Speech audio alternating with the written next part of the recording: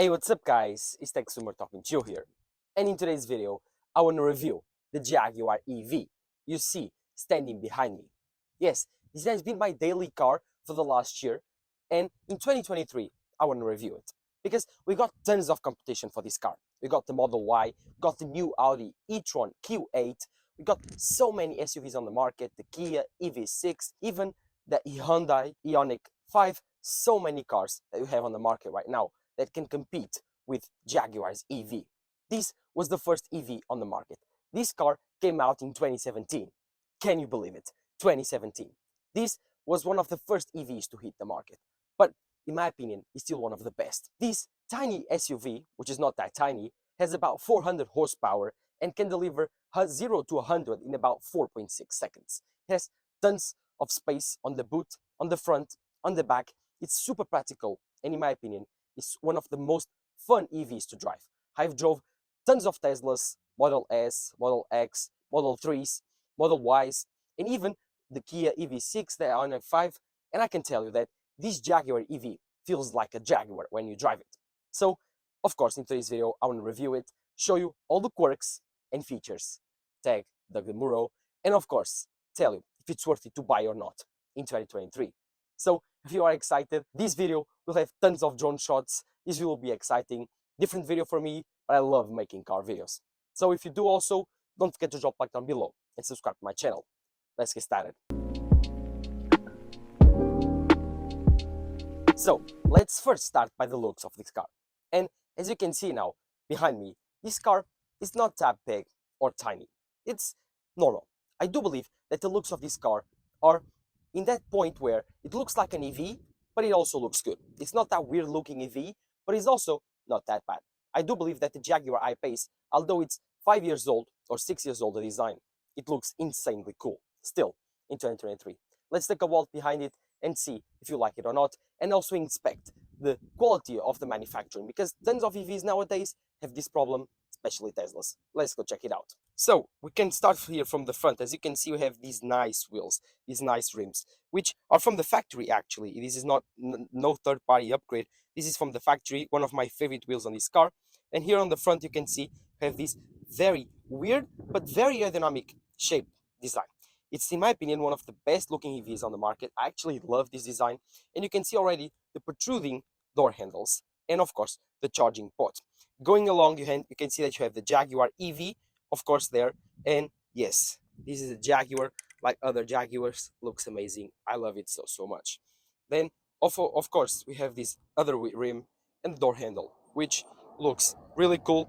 This pops out and reveals the back, which has tons of space, you can see there. But let's not get inside right now and talk about more of the design on the exterior. The rims are cool, like I told you. Then we go into the back, which is also one of the more controversial parts of this Jaguar EV, but in my opinion, one of the best parts that make it look so cool. You have the I-Pace logo and the EV400 tagging the 400 horsepower that you have on this car. Insane performance. Later on, I will open the boot to show you how good and how spacious it is. You have this very cool detail that you can see here on the back, goes along of the back. Wow, love it. This car is so good looking. I love driving around, and for the price that it is, which is around $70,000, I think it's a pretty good buy. This side is about the same. You have these tires, these wheels, and again the Jaguar EV on the side, and no port on this side, just like the Audi e-tron that has 2 ports on the Porsche Taycan. This car only has on the port on the left side. It uses CCS. You also have this weird opening here that you can see on the front, and this is for air intake. So the air comes through and improves very much the aerodynamic of this car, because the air comes from these fenders. You can see from the side here, this fender comes downwards, and from this fender, the air goes to the side of these fenders, like so, and then comes upwards here. This improves very much the aerodynamic because it's a pass for the air to push through, and saves on efficiency, and gives this car with 400 horsepower and an 80 kilowatt battery, gives it around 450 kilometers of range, which translates to about almost 300 miles or 270 miles on miles. So let's now talk about one of the best features that this car has and many other cars don't have, which is the frunk. Yes, this car has a frunk It's so weird because nowadays most of the EVs have things on the front, and this car has a front, which is very useful when you want to carry things around. You can see that I popped it, and then if I have to lift it up, it's not easy to lift it up, and you have to find the place where there's the handle. Let me see what it is. Oh yeah, found it. So you have to find it, like it's not easy. Oh, here it is, and then push it up and reveals the front. As you can see, not the biggest, but when you reveal it like so, it's not that bad. Jumping in, you can have your charging cables. You can see a reference to my hand. Like, it's not bad. I think it has around 50 liters of space. You have the manual there, but such a Jaguar, you have the fluids there and other things there that I don't know what it is. And you just come here, pick it up like so, and you have to actually put it with a lot of force. Listen to this. Yep, that's it. That's the front of the Jaguar EV. Again, like I told you, these headlights are pretty cool. I think they are matrix, but I'm not sure. This car has a lot of base things because it was cheap. This is not like the base model, but it doesn't have much extras.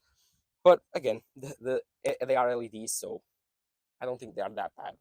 And you have the windscreen wipers. The view of the front of this car is very, very aggressive, and the air, like I told you, goes upwards and behind that of course roof. This roof is panoramic, so you can look at it, and it looks pretty cool from the air.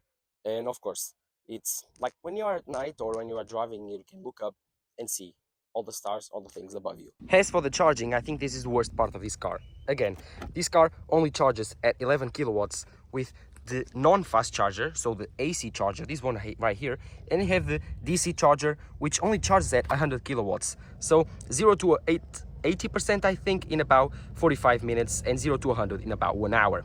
Not the best part about the Jaguar I-Pace, in my opinion. But let's not complain about this. I think this is the worst part and the most delayed part that maybe needs an upgrade from Jaguar, but I think it's quite enough if you don't do any type of DC charging. If you only do AC charging, this will charge overnight, no problem whatsoever. Then again, this car has these handles, which are pretty cool because you can open them like so and they work like normally. But if you close it and you close the car, take a look at these handles, which will close automatically. Pretty cool, in my opinion. And they all do it at the same time. You open them, they push out. You close them, they push in. Very, very useful, and also improves aerodynamically. So, very important to have those on this car. Again, these wheels are, I think, 20-inch wheels. I'm not sure, but you can see they have these Goodyear tires. They look pretty cool. You have the Jaguar symbol there. Brakes, these are steel brakes. Then this car has regen braking, and you can turn on only one pedal driving. Works very well, in my opinion. One of the best features of EVs are one pedal driving. Again, this has regenerative braking, and it works and it charges a lot your battery. And it's actually very strong.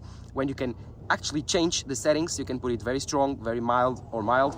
This car, again, is very strong when you put it at its maximum setting. Very cool, in my opinion. Love them. Again, let's now talk about the boot, which has about 557 liters. Which, okay, this car is close, sorry. Again, it's huge. I have tons of stuff here in my jacket, drones, backpack. Again, it's huge. 557 liters. Again, I think you don't have anything to complain about the practicality of this SUV. You have this 12-volt socket here if you want to change your charger appliances. Again, you have this false floor here, which I can try to open. And you have, I think, a spare tire or something like that. More storage there. You can put your charging cables. You have these straps here to strap something if you need to. And you can fold down the seats. This is hatchback again, so I can see this can close down. And to close this, very easy. You just click it, and again, it closes. This car, very, very practical, like I was telling you. So let's get now inside and see how much space you have in the back. Let's enter the back of this car and see how much space we have. I'm again 5'7" to 5'8", and you can see that I have tons of leg room. This is my driving position, so in terms of like leg room, it's a lot. And in terms of head room, let's see how much it is. Like, here's the panoramic room that I was talking about. And again, let's see how much space do I have in my head. So as you can see, I'm seated here, and this is how much space do I have between my head and the ceiling. The ceiling is glass, so gives you extra space. Very cool. And I think in the back The only problem that I have, the only issue that I have, it's one, and it's very simple. Because the batteries are on the floor of this car, your feet are a little bit elevated upwards. Other than that, works well, in my opinion. Very comfortable car to ride on the back. But what matters is in the front. Let's get into the front, shall we? Let's now leave the back of the car and go into the front, which is the most important part. Sorry for the noise. A lot of motorcycles here. What jackasses they are. They are making noises because I'm making a video. Sorry about that. Nothing I can do. We are in the front of this car, and as you can see, displays everywhere. You have the driver's display, and you have this display. Driver's display is very important because Tesla Model Y, Tesla Model 3 don't have driver's display. And this is a very good driver display. This is the main display though, where all the fun happens. And this is the third display, where you can have your AC with these dials. I will turn on the car for you to see the displays on. And again, these have these displays. This shows you the speed, 0 to 240. Again, this car is limited to 220 kilometers per hour. You have your actual range. Right now I have about 75% with 220 kilometers. And then you have the power, the regen, the kilometers. You can change all these menus. They are customizable. You can put the maps there. There's tons of space. You have all of these buttons in the steering wheel to change the volume of the car. You can see there. I probably cannot see. I think you can see. You change the volume of the music here. This is to set and change the speed of the limiter, and of course cruise control, accept calls, make calls, your driver's assistance, and the menu button or the special button for you to change some things. Here you can change your driving. So now we are in park. You can put it in drive, you can put it in reverse or neutral. And here you change your driving, like you go into sport, you go into eco, I don't know, you can just click here. As you can see there, it will change. Now we are in comfort. I can put it on sport or dynamic, and I can put it in comfort again and eco. I don't drive in eco, I drive most of my time in comfort. Most comfortable setting for the suspension, for the AC, and the driving range is more than enough. Again, this display is all the fun where it happens. You have CarPlay. Right now it's not connected because I'm filming this video. I cannot have it connected. You have wireless CarPlay, wired CarPlay, and you have Bluetooth and Wi-Fi connections. This system though is actually very good, very responsive, and it's touch, just like so. Very easy. All the menu settings are here, and very easy to use. You have this dial, so very common, very normal for people that like to change sound and improve those things. You also have the AC. The AC dials work very well because you can push them up and change all these settings like 1, 2, 3, the levels of the intensity of the fan, and you can push it down. For example, let me turn it off. Now it's off, and if you turn this like is the fan, again, push it up again. Oh, sorry, you have to press it, and now you go into the temperature. So if you push it up, you go into the fans. You can change the fan speed of the AC. I want to turn it off, I don't need it. And then I push it down and I give it the temperature. Now I have the temperature and I can set it wherever I want to. It's taking a while, I don't know why. I think it's because it's off. You have to turn it on. Now you can change the temperature like 20, 20.5, 21. This is of course Celsius. You can change yours to Fahrenheit if you want to. I don't like to use AC right now. It's getting dark outside. Don't need it. We are in the golden hour right now. I think it's the perfect time to film this video. Like I told you, these are the driver settings, and then you also have tons of space here. I have my mic charging there. This is huge. Like you can put my hand down there. You can see it's big. You also have these two cup holders. This space you put your sunglasses, your keys. You also have this space here for you to put things up. Then you have the glove box here. Very manual. All of these are manual. No display settings does like this, like Tesla. Thank God. Then you close this up. You have these premium materials like right here. These are soft. You can see like they are soft. And you also have this piano black that gets very smudged up. I'm always cleaning it. Then on top of here, all the materials are also very premium, and every single thing feels very good. Even the steering wheel looks very good and feels very good. Like I told you, this is the Jaguar. Loves to drive. This is such a fun car to have. And you also, the sound system, you have this Meridian sound system, and it's good. It's not perfect, but it's not bad overall. So what do you tell me if we go into a drive and talk about the driving performance of this car? Shall we? So we are now driving this car, and what I can tell you about this car is about the performance. This car has about 400 horsepower and can do 0 to 100 or 0 to 60 miles per hour in about 4.6, 4.5 seconds on a good day. This is a four-wheel drive car, so has tons of traction and is very very fast. I think that driving a Jaguar is all about performance. And when you talk about performance, you always consider that an EV has tons of braking power, horsepower. It can launch very fast. But around corners, because of its weight, the way that the battery works, it's actually very heavy and it's not that very good to drive, in my opinion. I've driven Teslas. They are cool, but okay, they have a good gravity, strong pull because like they are very heavy. But when you start driving them, like you feel like again, sorry for the I have to put the seatbelt on. If this will not shut up. But again, driving this car is something that you will not regret after like the first 5 seconds because it's extremely fun to drive on very tight corners. It's very grippy. The car feels like it's a performance car. The suspension is tough. Yes, it is. It's tough. I cannot tell you that it's not. It's like an EV that is heavy, has a tough suspension, and when you grip it around corners, it just goes. And when you push this pedal, especially on performance mode, it's very, very fast. What can I tell you? This is a good car to drive, very comfortable. I think that after a while, you will notice that driving a car, it's all about one, comfort, then performance, and then comes practicality. I think that if the car is not comfortable to drive, you will not even drive it. And an EV, especially good at it, it's very silent. You cannot hear any road noise. You can hear a very small whining from the motors. If I push the car a little bit, like, can you hear it? I don't know if you can, but it's audible if you were in the car with me. Then again, this car is just so much fun to drive around corners. It's a Jaguar. You will feel like this car is connected to the road. And because of the heavy weight on the battery, you will feel that you have tons of traction and very, very good safety. Of course, you can go into off-road right now, like I'm going right now in off-road. So, like I was telling you, this car can off-road and very, very well. Again, this is a four-wheel drive car, and it's a car that can go through mud, water, has tons of features to do so. Again, this is a Jaguar, which is on partnership with Land Rover and Range Rover, so you can turn on modes to actually go off-road. This is a very cool car to do so, like I told you. And I think it's a very complete EV. Although it's from 2017, does not feel like a 2017 car, does not drive like a 2017 car. It's fast, it's very reliable. The range is very accurate. I can get 400 kilometers, 450 kilometers out of this car very easily. And again, that's something that is not usual these days. EVs normally have very poor range. They give you like, oh, we can do 500 kilometers, but then ends up doing like, I don't know, 450, 400 kilometers. And this car, no, tells you, I can do 450 kilometers or even 400 kilometers. What does it do? 400 kilometers. And that's one of the most things that I appreciate on a car is when it tells you the truth, the brand tells you the truth, and this car drives like a Jaguar, which has not lost its soul. So if you are worried about this car not driving so well, again, this is a Jaguar. Don't be worried about that. Again, this car drives like a dream. Very, very, very, very, very fast. Again, it's an EV.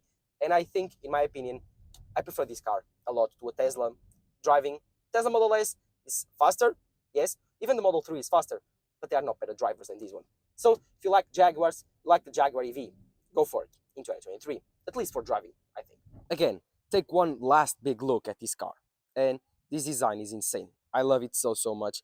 It has so many features that I enjoy, from the door handles, the wheels, the way that it's shaped from the back to the front, and of course, the mirrors, all the technology, the 400 horsepower, 0 to 60 in about 4.6 seconds. What's not to like about this car? But of course, the final question on today's video is, should you buy it in 2023 for $70,000 when you have the Tesla Model Y, when you have the Kia EV6, so many things that can actually influence your decision? But I'm here to tell you, if you like to drive fast cars, very, very well performing cars when driving around, like a very, very focused performance vehicle, then the Jaguar I-Pace is for you. But let me know in the comments below what you think. Do you like the Jaguar I-Pace or not? So this has been it. This has been my review of the Jaguar I-Pace. In 2023, I totally recommend this car. You have 400 horsepower, 450 kilometers of range, around 270 miles of range. You have tons of space, very practical, a very, very focused performance vehicle, very comfortable. The suspension is a little bit tough, but it's a Jaguar. What can you expect? And of course, there's the plus that the interior is very, very premium feeling. So would I recommend you buying a Jaguar I-Pace in 2023? Well, I gotta tell you, this car has been in my hands for about 1 year, and it's a very special experience when you first get a Jaguar. It's very premium, very, very fast, very, very focused in performance, but does not let go of all of the things that you actually love, like the comfort, like the practicality of having a very cool booth. No, you have all of that on top of the performance, the horsepower, and the range. The only thing that I don't like about this car, again, is the way that it charges. Charges only at 100 kilowatts at fast charging. So if you are doing very big road trips, more than like 300 kilometers, you're almost screwed because you cannot charge very fast and you will spend tons of time on the fast charging. But again, you cannot have everything. If you want just a car to ride around town, to ride around like a 300-kilometer range, then the Jaguar I-Pace is for you. If you want a better range DV, there are other options like the Kia EV6, the Tesla Model Y, but I don't think they are as cool as the Jaguar I-Pace. Very premium, very focused on performance. After all, is a Jaguar or not? Then, of course, if you like this video, don't forget to drop a like down below and subscribe to the channel and tell me on the comments which is your favorite EV and have you ever driven an EV car? If not, then go test drive one. I think you will fall in love with one. But, of course, this has been Tech Summer talking to you here. Follow my social networks, Instagram, Twitter. Bye-bye.